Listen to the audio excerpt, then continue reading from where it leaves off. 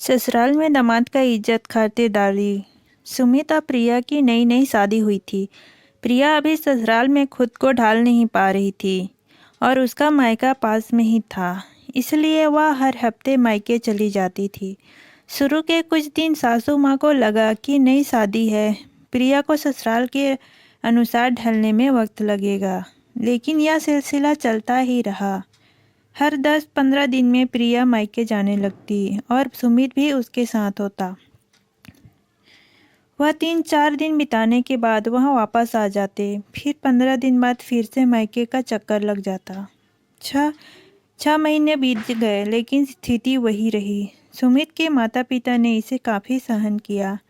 अगर वे कुछ कहते तो समाज उन्हें ही कठोर साबित कर देता कि देखो सास ससुर कितने जालिम हैं।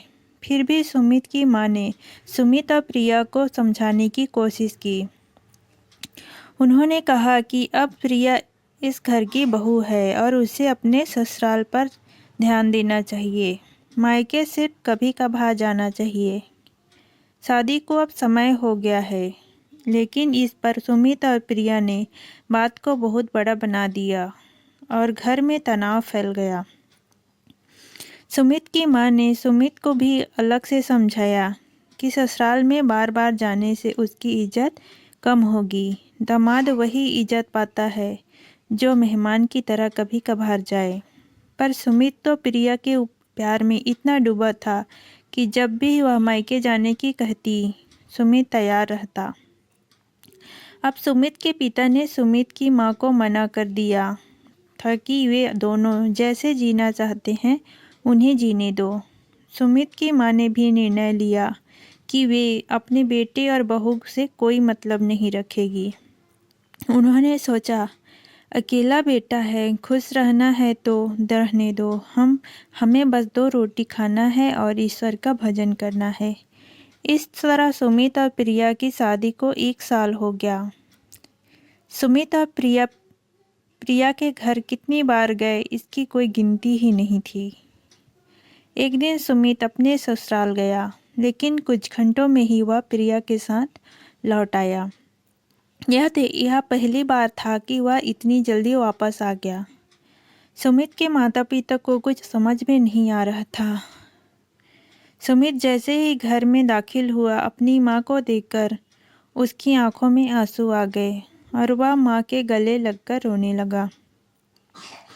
प्रिया भी चुपचाप खड़ी थी। सुमित के पापा ने पूछा, क्या हो गया बेटा, हमें बता, परेशान मत हो, हम तेरे साथ हैं।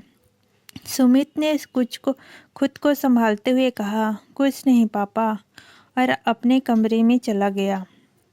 सुमित की मां ने प्रिया की ओर देखा, लेकिन वह भी बिना कुछ कहे अपने कमरे में चली गई। सुमित के माता पिता ने सोचा कि माहौल थोड़ा शांत होने दें, फिर बात करेंगे। 2 दिन बाद सुमित के माता पिता ने उससे बात की।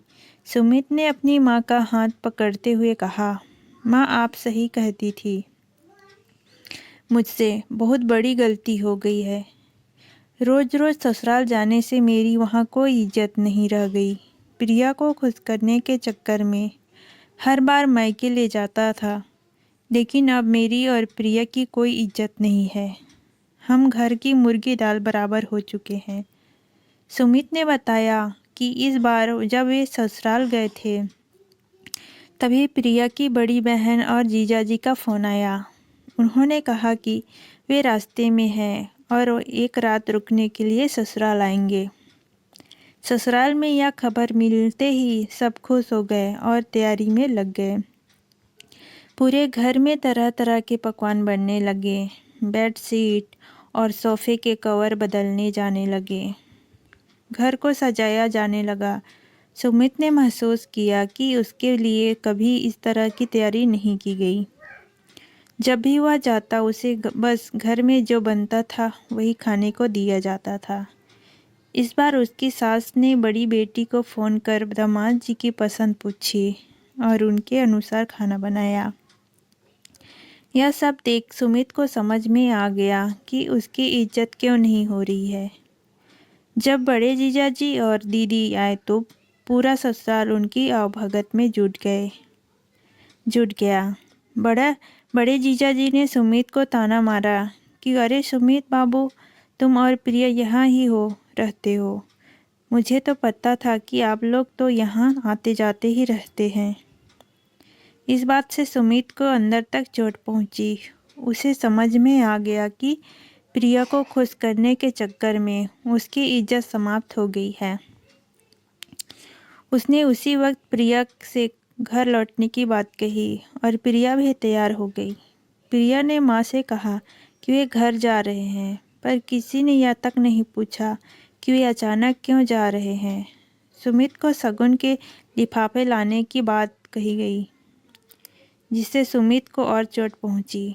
घर लौटते समय सुमित और प्रिया ने स्वीकार किया कि उन्होंने अपनी ही गलतियों से यह स्थिति बनाई है। प्रिया ने भी सुमित की माँ से माफ़ी मांगी और कहा कि अब वह समझ चुकी है कि शादी के बाद ससुराल ही अपना घर होता है। उन्होंने वादा किया कि अब कोई शिकायत का मौका नहीं देंगे। सुमित के माता पिता ने दोनों को गले लगा लिया और कहा कि वक्त ने तुम्हारी गलती समझा दी। अब तुम अपने घर में इज्जत के साथ रहो और मायके में मेहमान बनकर जाओ। कुछ दिनों बाद प्रिया की माँ का फ़ोन आया। बेटा, 1 हफ्ता हो गया तुम मायके नहीं आई। प्रिया ने साफ शब्दों में कहा, माँ, मैं और तुम्हारे दामाद जी खाली नहीं हैं कि हर वक्त मायके आते रहें। यह ससुराल और जिम्मेदारियाँ हैं। पापा मम्मी जी को आराम की ज़रूरत है। अब पहले अपने घर को संभालना है। दोस्तों, आपको कहानी कैसे लगी कमेंट में ज़रूर बताएं। अगर अच्छा लगे तो चैनल को लाइक शेयर सब्सक्राइब ज़रूर करें। धन्यवाद। आगे का वीडियो इसी तरह देखने के लिए बेल आइकन को ज़रूर दबाएं। धन्यवाद।